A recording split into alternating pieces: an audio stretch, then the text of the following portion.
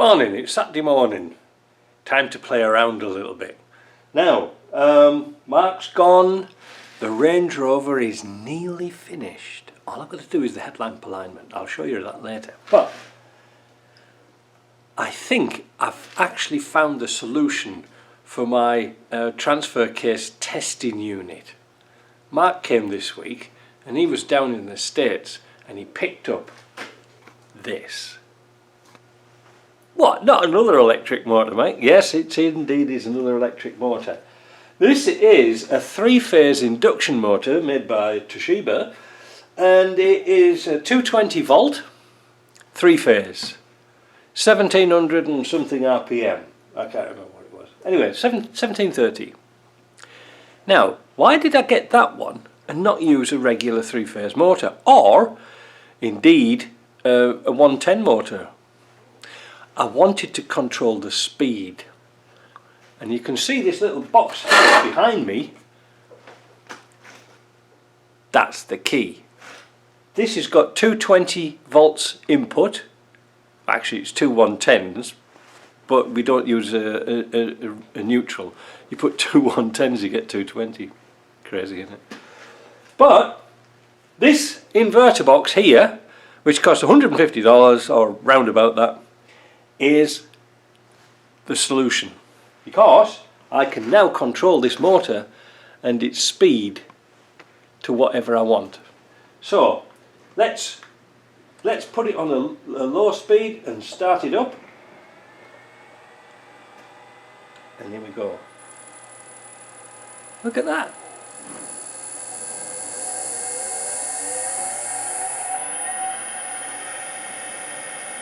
Isn't that great? Look. And I can go in reverse at a touch of a button. How good is that? Now, this was made by Hu Flung Dong, the dangerous electric company from China, because I've never seen anything so bad in all my life, but it works. So we can stop that. There is no strain relief on any cables. There's no ground, well there is a ground off on here, but there's only 3-wire output, 3-phase, but no ground to the motor here.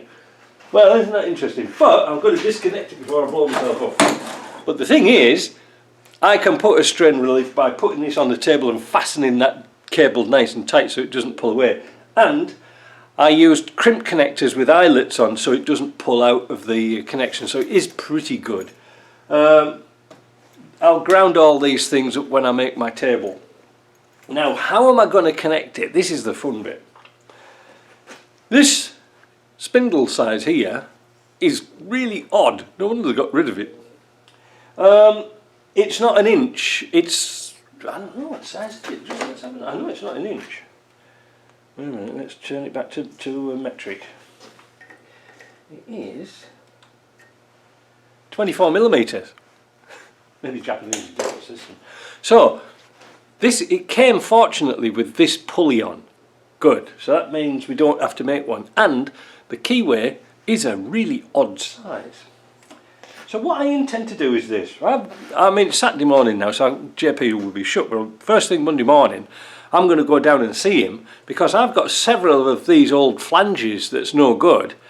What I'm going to do is get him to turn this off here and turn those V-grooves here, so I can push that into there, make a push fit into there, so I can retain this bit and weld. So once that bit is in there, I want to weld that in.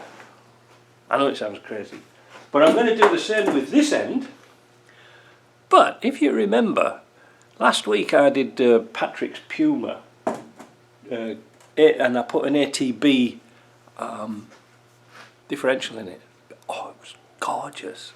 It was like sex in aluminium. Anyway, he changed this tricky little input shaft for the transmission.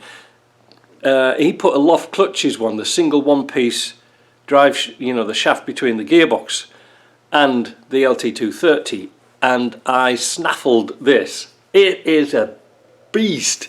Look at the length of the splines on that. It's going to be perfect. So what I'm going to do I've never been so excited over a shaft. Anyway, what I'm going to do is I'm going to cut this down here, and we're going to put this flange on here, roughly at about that place there. That's going to work, and I can weld this up. This is hardened steel.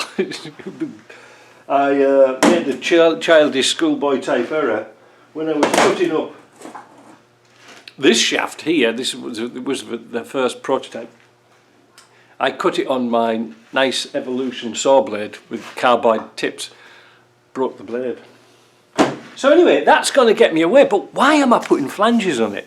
Well, I noted on Trailer Fitters toolbox videos for Land Rovers that he went to Ashcroft's and had a look around their place, and he did a really good video of their setup.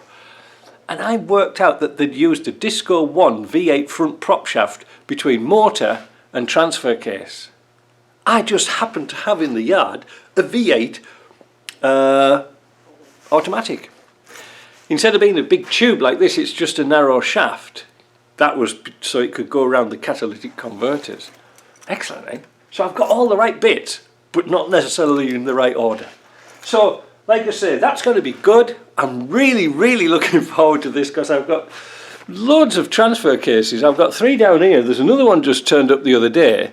I've got all these things to check out, and I'm happy I check them out because I can check if they've got any noise. And I noticed on the video that Ashcroft's use a decibel meter for the sound, and it was at 70, I think it was 75, 79 decibels. So we've got all the right bits. I've got a decibel meter. So anyway, that was just a little update. But I'm over the moon with this box. I am really sort of interested in it. It does everything I want it to do. Everything. And the motor, it's almost like brand new. I don't even think it's been run. That's it. Have a nice weekend. Catch you later.